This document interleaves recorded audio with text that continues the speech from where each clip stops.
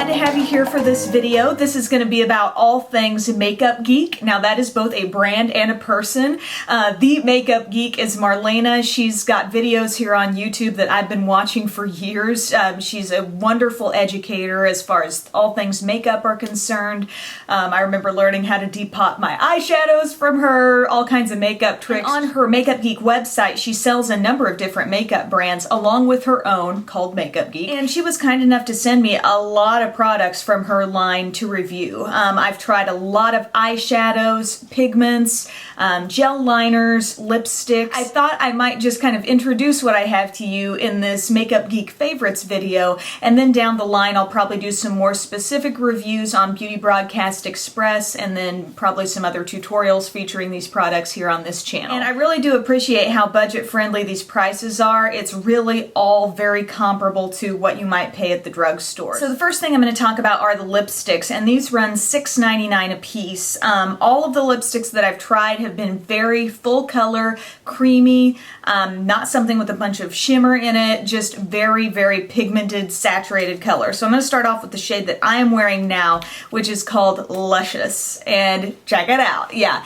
it looks like a really deep kind of brick red here in the packaging, but on my lips I feel like a little bit more of a berry red tone takes over, so definitely blue base. It's creamy on the lips, but not overly shiny in terms of the finish, so it does have pretty good staying power. I find that this shade in particular really tends to stain my lips. A totally glamorous color. I really love it. Probably my top favorite lipstick from the line. Another shade that I love that I think is very wearable across the board is called Delightful. It's kind of like a classic rose color. It's very warm. I think it just really complements my complexion very well, and I think it would look good on lots of other people too.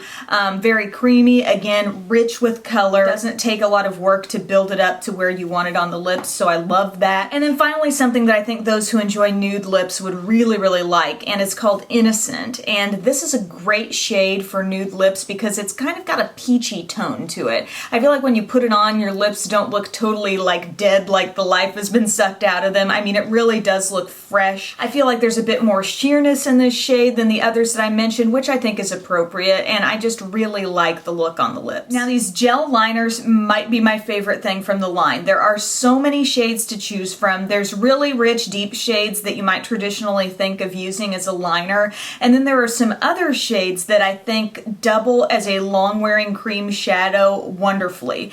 The staying power is awesome. I mean, they set to a completely smudge-free state. I love that about it, so let's just jump into the colors. I've got 4 to share with you. The first one is called Rave, and I feel like this is kind of a classic taupe, maybe bordering a little bit on a gunmetal type look. It's very pretty on the lower lash line. I love using it there because I feel like it almost illuminates the area behind your lashes. So if you like doing a little more intense lower lash, this and behind them makes them kind of stand out a little bit more. It's very pretty, but again, it makes a great base too. If you just want to take your finger in there and smudge it across your lids, it really lasts a long time. Another gorgeous shade for the purple lovers is Amethyst, a really true purple shade. Now this does kind of remind me of my Avon Super Shock liner in Velvet Plum, only the Velvet Plum is a little bit deeper. It's kind of a fun shade if you want to do like a thick line of this, maybe across your upper lash line, and then take a really thin line of like a black gel or liquid liner.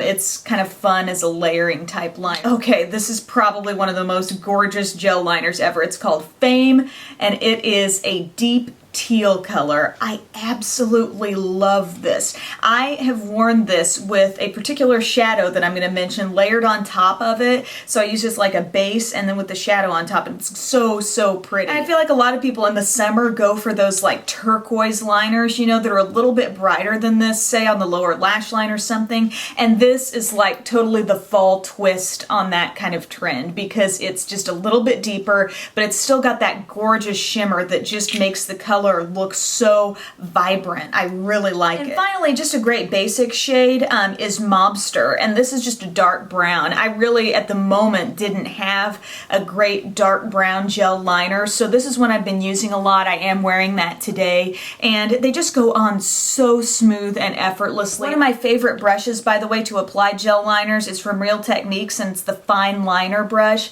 I feel like it gives the perfect like width of the line across your upper lash line. Sometimes gel liners, you feel like you're just constantly dipping back into the product, trying to get some creaminess worked up so you can really get across the lash line. I love how these are super creamy, yet like I said, they set to a totally long wearing finish. Now let's talk about the pigments. I've tried a lot of the Makeup Geek pigments. I really thought they were all super beautiful in their own way, but I kind of chose 3 that I thought were just my ultimate favorites, really unique. There is one thing that I don't so much like about the pigments, and I think makes them difficult to use and very messy, is that when you open them up, there is no like stopper in there. There's nothing preventing this stuff from going everywhere, and as a result you do get it a lot like around the, you know, that inner rim of your cap. So as you untwist and use them repeatedly, you get a lot of product right there, and so yeah, it's kind of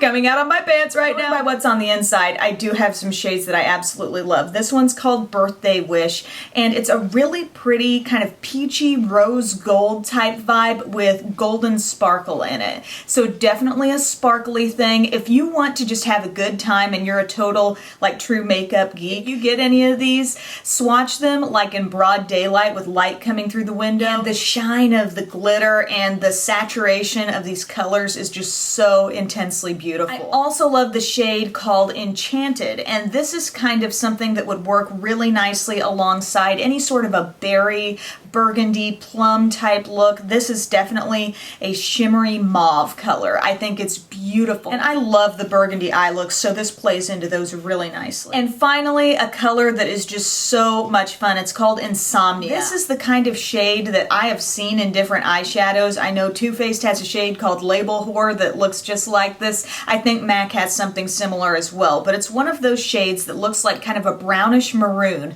and then when it hits the light, it looks like a greenish blue almost. It's crazy, and this is probably the most concentrated, highly pigmented form of that kind of color that I have ever laid eyes on. Finally, the eyeshadows, and that's probably what I have the most of from the Makeup Geek line, so I have narrowed it down to what would fit in one small Z palette. So 9 shadows that I want to talk about that are my absolute favorites from what I've tried. They're sold in these little pans, or you can buy them, you know, in a little compact. They are $5.99. Now, when I was trying my Makeup Geek shadows, I couldn't help but compare those to the Coastal Scents Hot Pots, which are the same size as these, for only $1.95 a piece, and I think they're very high quality. I mean, they're not even very hit and miss. Like, there are a lot of Hot Pots that I really like, and I don't have every single Hot Pot known to man, but I do have enough to fill up a couple Z palettes, and so I was definitely kind of looking across that brand to this brand and thinking, you know, is Coastal Scents better? Is Makeup Geek better? I think they're very similar in quality, but I think I have rounded up some shades from Makeup Geek that I find to be very unique, and not just unique to Coastal Scents, but unique compared to a lot of the shadows I have in my collection, and I got a lot of eyeshadow, so I feel like I picked my ultimate favorites from Makeup Geek to share with you in this video. The first one I want to tell you about is called Beaches and Cream, and this is kind of a matte, soft peach. In my collection, I feel like I've either got a lot of creamy shades or they're much more peach than this. This is right on the border of like a vanilla color and just a little bit of peach thrown in. This is a great natural looking highlight shade, and it works awesome. Matte shades like this to blend out and perfect the outer borders of whatever's going on in your crease and just bringing it up above. Like I used that today on the border of my look, and I feel like it just it makes the blend look so good. Secondly, the shade called Latte. This is another kind of matte basic. I think this shade works well in a couple of different ways. If you want to just go for like a really natural crease color, like if you just want to look like, okay, that's just the way the contour of my eye looks and I don't want makeup to even hardly be detectable there. Not too light, not too dark. Or if you're going really deep and dark in the depth of your crease and you want to kind of blend it out like a transition type shade, this is nice for that as well. Next up is kind of an unusual shade called Country Girl. It does have some shimmer to it. It's kind of like a deep rust color with a little bit of like golden sparkle. When it catches the light, I feel like a little bit more of that gold shows. When it's more in the shadows, I feel like it looks a little bit deeper, almost like a brick or burgundy color. So really interesting. Love that shade. A great classic but super pigmented taupe is Prom Night. Love this shade. Look how when it's in full light, you know, it looks so almost silvery bright, and then when it's not, you're seeing more of that deep taupe tone. I've got this shade today all over my lid, but this totally does a one shadow look beautifully. Pack it on your lid, then blend it up into the crease really softly. And how the light works with this, you know, it really will catch the light when you pack it on the lids, but it looks much more like a contour kind of crease shade when you've got it in the crease and the light isn't hitting it as much. So I think that's a beautiful color. Next up is a matte shade, and it's called Unexpected. I would call this like a dusty lilac.